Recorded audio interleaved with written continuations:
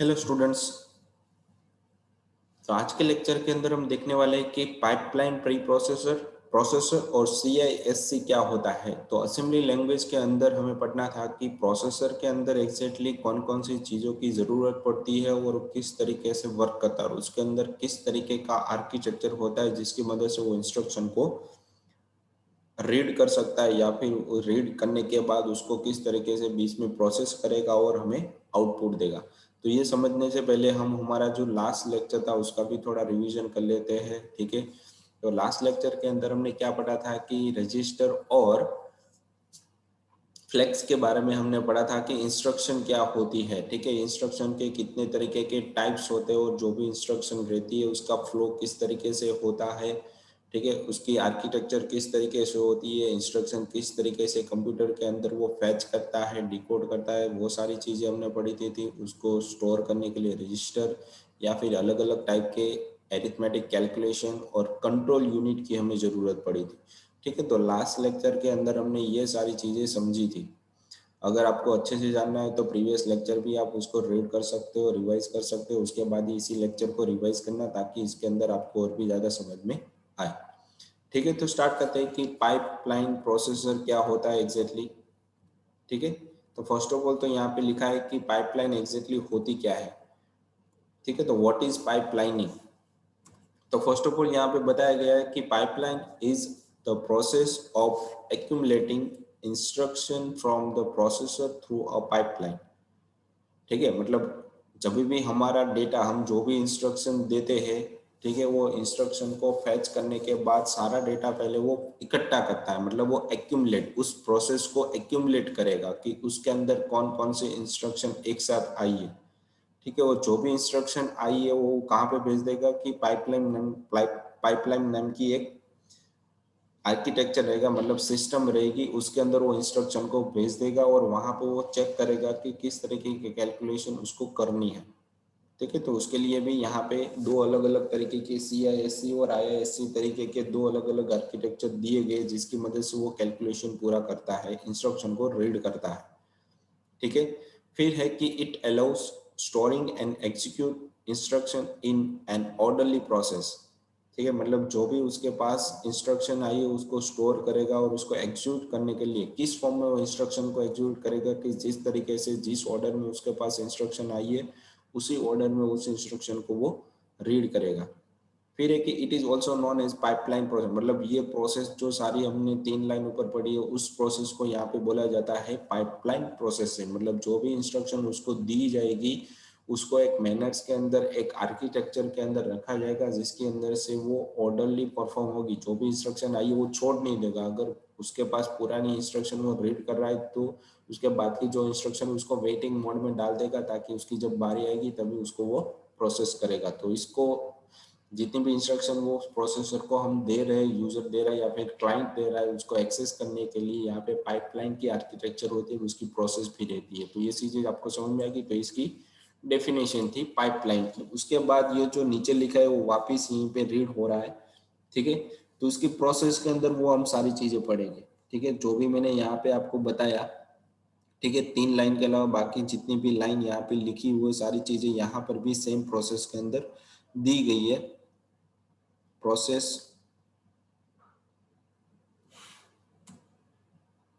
Process of pipelining, ठीक है। तो पाइपलाइन के अंदर किस किस तरीके की कैलकुलेशन होती है, जैसे मैंने आपको बोला कि जो भी इंस्ट्रक्शन दी जाती है वो एक एक्यूमुलेटर के अंदर स्टोर होती है, इंस्ट्रक्शन को इकट्ठा करेगी और इकट्ठा करने के बाद उसको स्टेप बाय स्टेप वो आगे बढ़ाए, मतलब उसके पास पहली प्रोसेस आएगी तो उसका कैलकुलेशन करना वो चालू कर देगा, उसके बाद दूसरी प्रोसेस आएगी तो उसका कैलकुलेशन तो चालू ही है और उसकी प्रोसेस अलग है। मतलब इसने क्या किया है कि फर्स्ट ऑफ ऑल डेटा को फेच किया, तो इसका फेच करने का काम खत्म हो गया तो वो क्या करेगा कि दूसरा रजिस्टर को भेज देगा कि इसकी आगे प्रोसेस वो नई इंस्ट्रक्शन वो फेच भी कर सकता है, ठीक है। तो इसी तरह वो इसकी प्रोसेस भी फेच की खत्म होगी तो तीसरी इंस्ट्रक्शन वो फेच करेगा और उसको भी प्रोसेस करना वो चालू कर देगा, तो उसी हिसाब से वो आउटपुट देगा, ठीक है। तो यहाँ पे वही दिखाई कि पाइपलाइन प्रोसेस ऑफ पाइपलाइन। तो pipelining is a technique where multiple instruction are overlap during execution. जैसे मैंने आपको बताया कि एक इंस्ट्रक्शन वो फैच करेगा तो उसी टाइम पे वो क्या करेगा, फैच का काम खत्म हो गया फर्स्ट इंस्ट्रक्शन का तो दूसरी प्रोसेस को वो फैच करना चालू कर देगा, मतलब एक के बाद उस प्रोसेस जब भी कंप्लीट होगी तो दूसरे प्रोसेस को वो भेज देगा, आर्किटेक्चर होगा जिसकी मदद से वहां पे उसका दूसरा मोड चालू हो जाए, मतलब उसको डिकोड करना है, एग्जीक्यूट करना है, क्या करना है मेमोरी के अंदर से, तो उसकी दूसरी प्रोसेस, मतलब ये second instruction, third instruction, fourth instruction, सारी की सारी इंस्ट्रक्शन यहाँ पे फैच होके आती रहेगी, ठीक है, और स्टेप बाय स्टेप वो आगे उसको पाइपलाइन के थ्रू भेजता रहेगा। फिर एक ही pipeline is divided into stages, जैसे यहाँ पे बताया गया कि बहुत सारे अलग अलग स्टेज दिखाई गई, तो S1 का मतलब हो गया कि आपका जो वन टाइप ऑफ स्टेज रहता है, स्टेज 1, फिर एक ही रजिस्टर, जो भी इंस्ट्रक्शन उसके पास स्टेज 1 के अंदर इंस्ट्रक्शन फेच किए उसको वो आगे भेजेगा रजिस्टर के अंदर प्रोसेस करने के लिए, उसके बाद सेकंड स्टेज रहता है तो उसके अंदर वो डिकोड करेगा, थर्ड स्टेज उसके अंदर मेमोरी के अंदर वो सेव करेगा, ठीक है, तो ये सारे उसके स्टेजेस रहते हैं, तो उसको यहाँ पे फर्दर डिवाइड कर दिया गया है अलग अलग स्टेजेस के अंदर। Pipeline is divided into stages and these stage are connected with one another to form from a pipe like structure, मतलब इस तरीके के स्ट्रक्चर के अंदर वो एक दूसरे के साथ कनेक्टेड रहता है। फिर एक instruction enter from one and and exit from another and, मतलब वो एक एंड के पास से वो डेटा लेना चालू करेगा और दूसरा एंड आएगा तब वो आउटपुट उसका वो कंप्लीट करके दे देगा, मतलब जो एग्जिट होगा तब आउटपुट देगा, जब फर्स्ट आएगा स्टार्टिंग में तो वो इनपुट लेगा, मतलब फर्स्ट एंड के पास वो एंटर इंस्ट्रक्शन इंसर्ट करेगा और दूसरे एंड के पास उस इंस्ट्रक्शन का आउटपुट वो दे देगा। फिर है कि pipelining increase the overall instruction throughput, मतलब उसका जितने भी इंस्ट्रक्शन आप दो वो उसके हिसाब से अपना इंस्ट्रक्शन का जो लेप है वो बढ़ा सकता है, मतलब उसका गैप बढ़ा सकता है, तो वही बताया गया है कि पाइपलाइन इंक्रीज द ओवरऑल, मतलब जितनी भी आपके पास इंस्ट्रक्शन है उसका इनपुट वो बढ़ा सकता है, कितना भी हो सकता है। In pipeline system, each segment consists of an input register followed by the combinational circuit, मतलब जो भी यहाँ पे रजिस्टर दिया गया है one type of combinational circuit रहता है जिसके अंदर कभी कभी एरिथमेटिक कैलकुलेशन भी आ जाता है, कभी कभी लॉजिकल कैलकुलेशन भी आ जाता है, दोनों यूनिट को संभालने के लिए बीच में एक कॉम्बिनेशनल सर्किट दी जाती है जिसके अंदर एरिथमेटिक और लॉजिकल दोनों का ही कॉम्बिनेशन होता है, इसको बोला जाता है यहाँ पे कॉम्बिनेशनल सर्किट। इसकी मदद से जिस तरीके की भी उसके पास इंस्ट्रक्शन आएगी तो उसका वो कैलकुलेशन करके आगे वो स्टेज के अंदर वो भेज देगा कैलकुलेट होने के लिए। फिर एक register is used to hold data in combination circuit perform operation on it, ठीक है, तो यहाँ पे रजिस्टर है वो क्या करता है कि जो फर्स्ट इंस्ट्रक्शन के पास से उसको जो डेटा मिला है उसको वो कैलकुलेशन करके लोड करके रखेगा और आगे वो भेजेगा दूसरी इंस्ट्रक्शन को कैलकुलेशन करवाने के लिए, ठीक है, तो वहीं में यहाँ पे दिखाया गया है कि रजिस्टर इज यूज्ड, मतलब इस रजिस्टर R1 R2 और R3 जो दिया गया वो सारे आपके रजिस्टर है जिसके अंदर फर्स्ट स्टेज 1 में से गुजरने के बाद जो भी आउटपुट आता है उसको स्टोर करके रखता है, होल्ड करके रखता है, जैसे आउटपुट आएगा तो वो जो भी इंस्ट्रक्शन इसके पास आउटपुट आए उसको वो रिलीज कर देगा। The output of combinational circuit is applied to the input register of the next, मतलब जो भी रजिस्टर के अंदर आउटपुट आया वो नेक्स्ट स्टेज के अंदर एज ए इनपुट के फॉर्म में वो काम करेगा, ठीक है, इस स्टेज के अंदर जो भी उसका आउटपुट आया वो यहाँ पे होल्ड करेगा और नेक्स्ट स्टेज के अंदर वो एज ए इनपुट के फॉर्म में इनपुट इंस्ट्रक्शन के फॉर्म में डेटा को भेज देगा और जैसे ही लास्ट में पहुंचेगा उसका वो आउटपुट दे, तो ये पाइपलाइन की प्रोसेस थी कि किस तरीके से वो वर्क करेगा। आई होप आपको समझ में आ गया हो, तो इसके अंदर फर्दर हम डिवाइड करके जाते हैं अंदर कि इस सर्किट के अंदर किस तरीके से प्रोसेस होती है, ठीक है। तो यहाँ पे लिखा है कि इंस्ट्रक्शन फ्लो ऑफ पाइपलाइन, ऊपर हमने उसकी प्रोसेस देखी थी, अब प्रोसेस के अंदर उसका फ्लो किस तरीके से होता है वो भी मैं यहाँ पे आपको बता रहा हूँ कि a pipeline architecture enable the parallel execution of several instruction, मतलब उसके अंदर बहुत सारी एक रजिस्टर, मतलब जो भी हमने ऊपर एक स्टेज देखा, वन स्टेज, स्टेज 2, स्टेज 3, तो एक स्टेज के अंदर इतनी सारी प्रोसेस वहां पे कैलकुलेट होती रहती है, ठीक है, तो एक स्टेज के अंदर सिंगल स्टेज के अंदर कितनी प्रोसेस होती है वो चीज मैं यहाँ पे आपको दिखा रहा हूँ, तो वही चीज यहाँ पे उन लोगों ने भी लिखी हुई है कि pipeline architecture enable the parallel, मतलब एक साथ बहुत सारे एग्जीक्यूशन को परफॉर्म करने के लिए बहुत सारे इंस्ट्रक्शन दी गई है, तो स्प्लिट द एग्जीक्यूशन, मतलब जो भी उसका एग्जीक्यूशन का टाइम रहता है उसको फर्दर डिवाइड कर देता है हर एक इंस्ट्रक्शन को अलग अलग स्टेप के अंदर, अलग अलग स्टेप के अंदर क्या आ गया कि उसको एक इंस्ट्रक्शन मिली तो उसको फर्स्ट ऑफ ऑल तो इंस्ट्रक्शन को फैच करेगा मेमोरी में से, ठीक है, उसको वो डिकोड करना चालू करेगा। डिकोड मतलब 0101 के अंदर कन्वर्ट करना चालू करेगा। जैसे कन्वर्ट हो जाएगा तो उसका वो एग्जीक्यूशन करना चालू करेगा कि उसके साथ कौन सी प्रोसेस करनी है, लॉजिकल या एरिथमेटिक।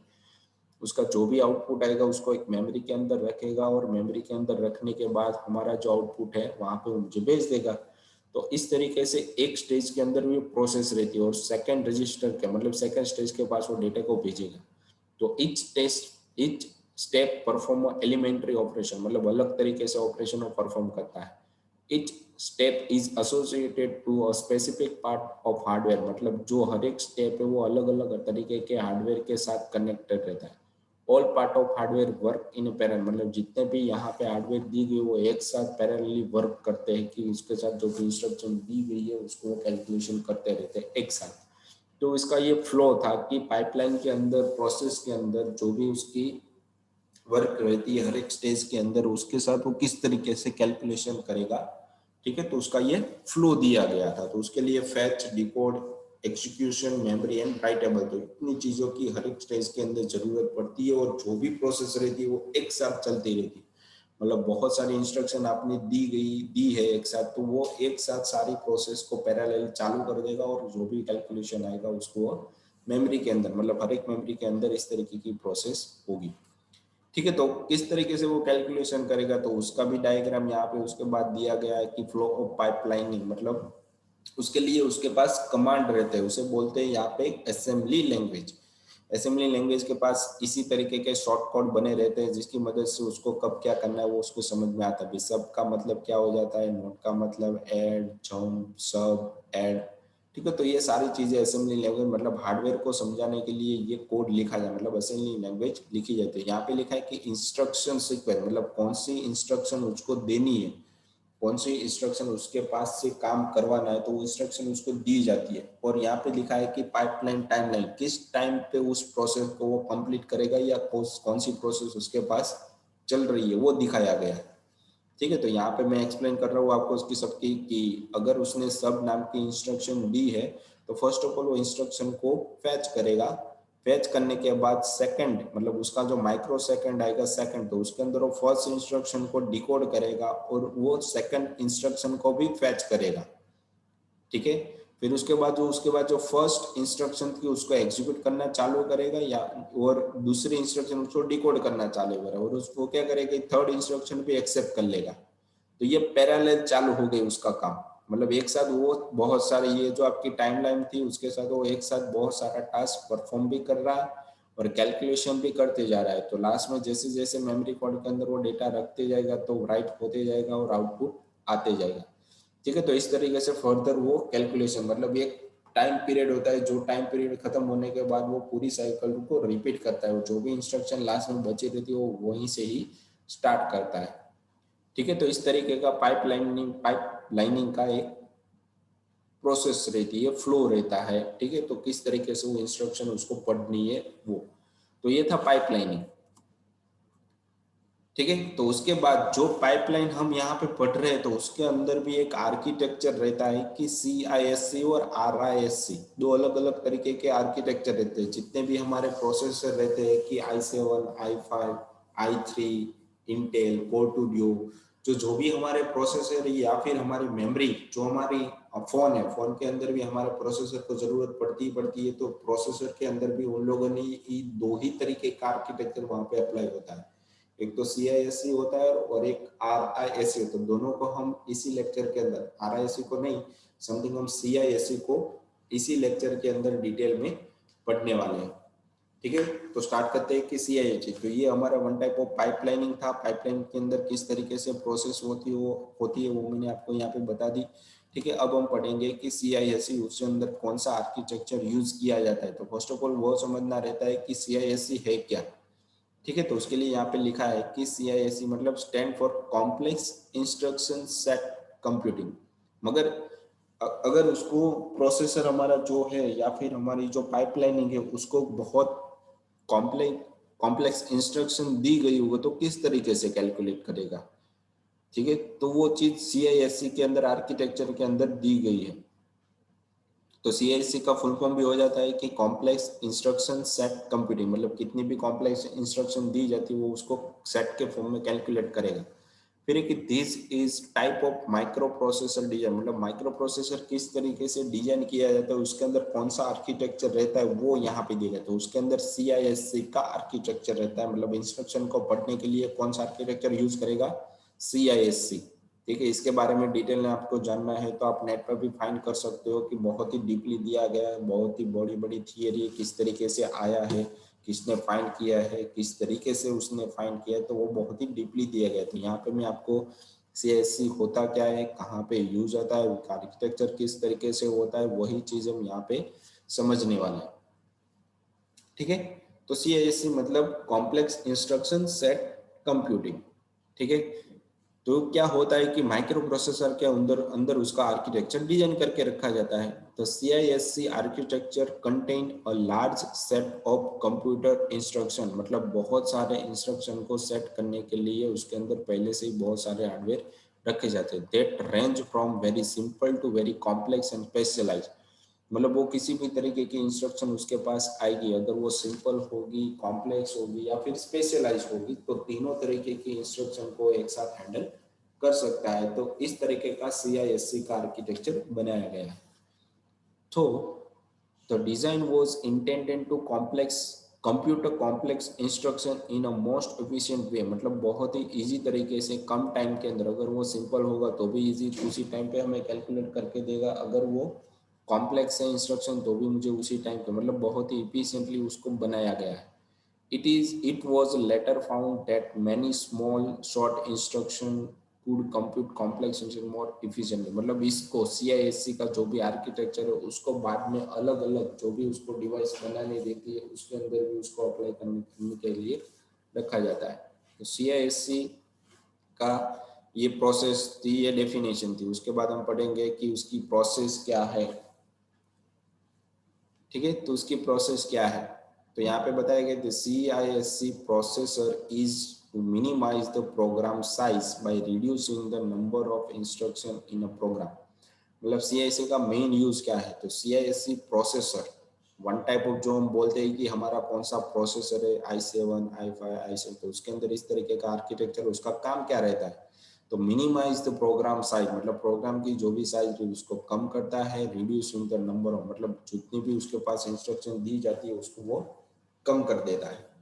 ठीक है, कम करने के बाद उसको वो कैलकुलेशन करना चालू करता है। तो this is done by embedding some of low level instruction in a single complex, मतलब इसको किस तरीके से किया जाता है, जैसे हम प्रोग्राम के अंदर कोई भी इंस्ट्रक्शन देते हैं तो उसको कम करने के लिए वो क्या करता है कि लो लेवल प्रोग्रामिंग लैंग्वेज का यूज करता है। उसको बोला जाता है कि लो level instruction in a single complex instruction, मतलब उस जो भी इंस्ट्रक्शन दी जाती है उसको कम किया जाता है इस एम्बेड की मदद से। Later when decoded this instruction generate several micro instruction to the execute, मतलब जो भी इंस्ट्रक्शन दी जाती है उसको अलग अलग छोटे छोटे पार्ट्स के अंदर वो डिवाइड करता है CISC, और उसको अलग अलग इंस्ट्रक्शन के अंदर कैलकुलेट करने के लिए भेज दिया जाता है, जहाँ पे उसका एग्जीक्यूट होता है, रन होना वो चालू हो जाए। वो सारी जितनी भी इंस्ट्रक्शन वो डिवाइड होने के बाद वापस वो एक जगह पे इकट्ठा होगी, उसका आउटपुट क्या आएगा वो हमें राइटेबल फॉर्मेट में दे देता है। नाउ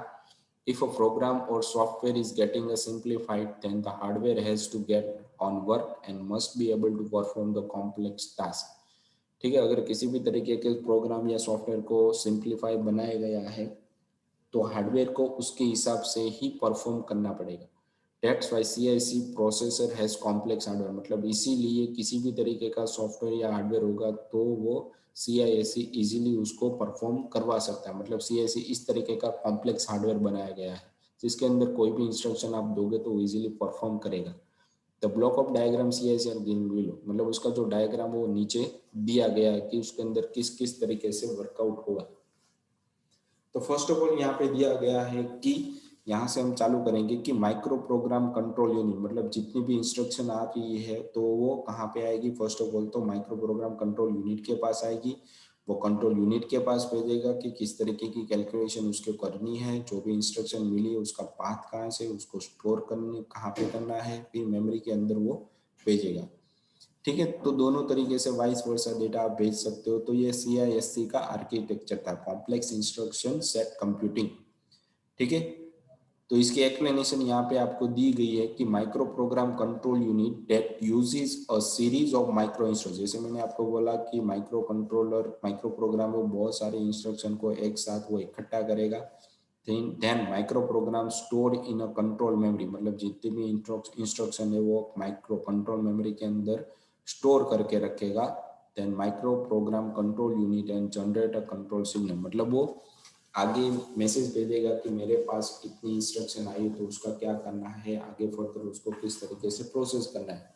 फिर काम आता है कि control unit access the control signal, मतलब जो भी उसको सिग्नल मिला है, ठीक है, उसको प्रोड्यूस बाय माइक्रो प्रोग्राम, मतलब जो माइक्रो प्रोग्राम कंट्रोल यूनिट उसके थ्रू जो भी सिग्नल जनरेट हुई है उसको एक फंक्शनिंग ऑफ प्रोसेसर, मतलब उसको जो भी इंस्ट्रक्शन मिली है उसको भेजेगा आगे आगे के हार्डवेयर के पास प्रोसेस होने के लिए। फिर है कि इंस्ट्रक्शन इन डेटा पाथ, मतलब वो कहाँ से आया है, उसके अंदर कौन कौन सी इंस्ट्रक्शन की जरूरत पड़ने वाली है, तो उसके लिए क्या करेगा कि फैचिस ऑफ कोड, मतलब उसके अंदर कौन सी डेटा है, मतलब जो भी डेटा उसके पास आए तो उसको क्या करना है, फैच करना है या फिर उसको कैलकुलेट करना है, उसके पास क्या है, डेटा है या कैलकुलेशन है। तो दोनों को वो अलग अलग करेगा। फैच ऑफ कोड, अगर आपने सी लैंग्वेज पढ़ी हो तो उसके अंदर क्या होता है कि आप जैसे इंटीजर लिखो तो आपका one type of data types हो गया, वो फिक्स है। अगर आप ए लिखते हो तो ये आपका ऑपरेंड हो जाता है और 10 है वो आपकी वैल्यू हो जाती है। तो उसी तरीके से यहाँ पे ऑपकोड और ऑपरेंड दो अलग अलग तरीके के इंस्ट्रक्शन मेमोरी को दी जाती है कि क्या है एग्जैक्टली, वो ऑपरेंड है या फिर ऑपकोड है। फिर जो भी उसका ऑपरेंड और ऑपकोड है उसके हिसाब से वो मेमोरी के अंदर डेटा को स्टोर करेगा कि इंस्ट्रक्शन के फॉर्म में इसके अंदर ये डेटा है, इसके अंदर ये डेटा है, तो उसके लिए मुझे यहाँ पे जरूरत पड़ेगी कैच एंड मेन मेमोरी की, जिसकी मदद से मैं डेटा को टेम्पररी स्टोर करवा सकता हूँ, जिसकी मदद से आगे मुझे इसके बेस पे आउटपुट मिलेगा। तो ये सारी चीजें मिलके आपकी CISC बनती है कि CISC का आर्किटेक्चर किस तरीके से होता है। ठीक है। उसके बाद है कि CISC प्रोसेसर इंस्ट्रक्शन सेट, मतलब उसके अंदर इंस्ट्रक्शन वो किस तरीके से फर्दर रखता है। जैसे हमने प्रोग्राम बना दिया, रख दिया, वो सारा डेटा उसको दे दिया, तो वो किस तरीके से कैलकुलेशन करेगा इंटरनली, वो भी यहाँ पे दी गई। तो यहाँ पे देखो ये येलो कलर की जो भी वर्ड आपको दिख रहे हैं वो सारे आपके असेंबली लैंग्वेज, मतलब हार्डवेयर को इंस्ट्रक्शन देने के लिए इस तरीके से दिया जाता है। तो उसके लिए यहाँ पे बताया कि CISC instruction are complex in nature and occupy more than single word in memory. जैसे मैंने आपको बोला कि मोर देन वर्ड, वर्ड के अलावा कुछ नहीं, वो अलग अलग वर्ड के अंदर सारा डेटा कैलकुलेट कर लेगा। ठीक है। लाइक RISC, जिसके बाद हम CISC के बाद पढ़ने वाले हैं RISC। ठीक है, जो हम अभी नहीं पढ़ेंगे, जिसकी तरह है RISC।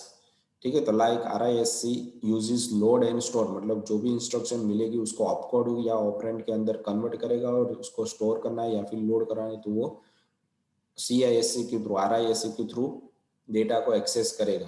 फिर CISC has move instruction to access a memory object, मतलब किसी भी तरीके की मेमोरी को एक्सेस करने के लिए CISC के पास मूव नाम की एक इंस्ट्रक्शन होती है, जिसकी मदद से वो डेटा को मेमोरी के अंदर से ला भी सकता है और भेज भी सकता है, दोनों चीजें कर सकता है। CISC instruction can directly access memory override, मतलब मेमोरी के अंदर जो भी वेरिएबल पड़ा है उसको डायरेक्टली एक्सेस कर सकता है कौन, CISC, इसलिए ये ज्यादा यूज होता है। The general format of move instruction is, move लिखा है उसके बाद डेस्टिनेशन कहाँ पे भेजना है और कहाँ से वो आएगा, तो उसका पाथ कहाँ से होगा और उसका कहाँ पे भेजना है, किस मेमोरी के अंदर स्टोर है, तो वो ये इसकी इंस्ट्रक्शन थी। ठीक है। इंस्ट्रक्शन मतलब क्या हो गया, वन टाइप ऑफ इसके एक सोर्स पाथ हो गया, मतलब सिंटेक्स हो गई इसकी। फिर उसके कमांड यहाँ पे दिखे हुए नीचे। It can move an immediate operand to memory location और रजिस्टर, मतलब इमीडिएट और मेमोरी लोकेशन और रजिस्टर, ये आपके अलग अलग तरीके के एड्रेसिंग मोड रहते कि किस तरीके का डेटा आपके पास होगा तो वो किस तरीके की मेमोरी के अंदर वो स्टोर करेगा। तो आगे हम फर्दर पढ़ेंगे उसको कि क्या क्या होता है एड्रेसिंग मोड। तो फर्स्ट ऑफ ऑल लिखा है मूव, ए नाम का रजिस्टर है, उसके अंदर कौन सी वैल्यू डालनी है, तो 100 मैंने उसके अंदर डाल दिया। फिर मैंने किया कि मूव आर, आर मतलब डेस्टिनेशन, तो 100 मैंने वापस अलग दूसरे रजिस्टर के अंदर डाला। ठीक है। फिर है कि इट कैन ट्रांसफर ऑपरेंड, जैसे हम बनाते कि इंटीजर A = 10, ठीक है, जैसे हम बनाते इंटीजर R = 100, तो वैसे ही यहाँ पे बनाया गया है कि मूव ए इक्वल टू 100, मतलब 100 है वो ए के अंदर स्टोर होगा, ये नाम के एक्यूमुलेटर या रजिस्टर के अंदर, यहाँ पे बताया गया आपको। फिर it can transfer the operand between two memory, मतलब अलग अलग मेमोरी के बीच में भी डेटा को ट्रांसफर वो कर सकता है। उसके लिए लिखना पड़ेगा मूव ए कॉमा बी, मतलब बी में से जो भी डेटा पड़ा है वो ए के अंदर ट्रांसफर कर देगा। सेम थिंग अलग अलग रजिस्टर के अंदर उसे भी डेटा को ट्रांसफर करवाने के लिए मूव R1 कॉमा R2 इस तरीके से यूज आप कर सकते हो। ये सारी चीजें आपकी बेसिक एड्रेसिंग मोड हो गई, जिसकी मदद से एक में से दूसरे में आप डेटा को ट्रांसफर कर सकते हो। ठीक है, तो ये इंस्ट्रक्शन की सेट थी। उसके बाद है कि एडवांटेजेस, CISC के क्या क्या एडवांटेजेस है।